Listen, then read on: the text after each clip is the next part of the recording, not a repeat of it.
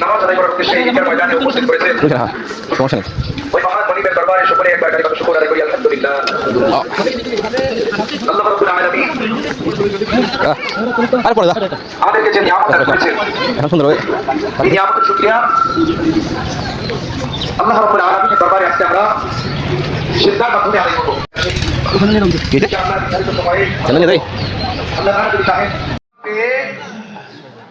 আমরা যেন আল্লাহ তাআলার পেয়ারা বান্দা হতে পারি,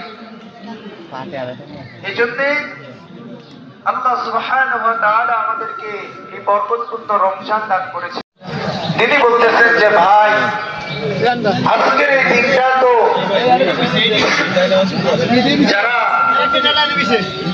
আল্লাহ তাআলার কাছে মাপ পেয়েছে তাদের জন্য আজকে আনন্দের দিন। আজকের এই দিনটা তো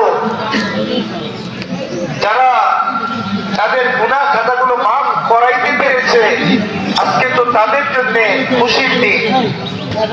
তো আমি অমর জানি না যে আল্লাহ রাব্বুল আলামিন আমার গুনাহ খাতা মাফ করেছেন,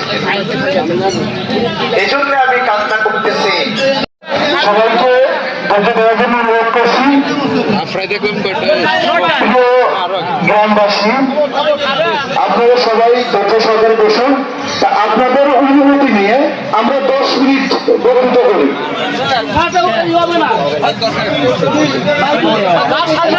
আমাদের ওয়েদার খারাপের কারণে এবং সবার অনুমতি নিয়ে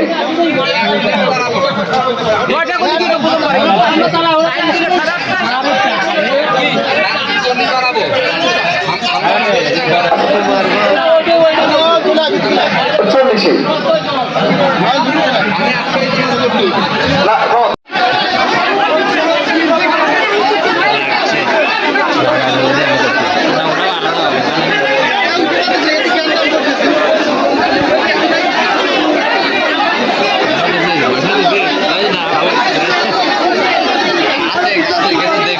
মাছ পেয়ে যাচ্ছি আমরা।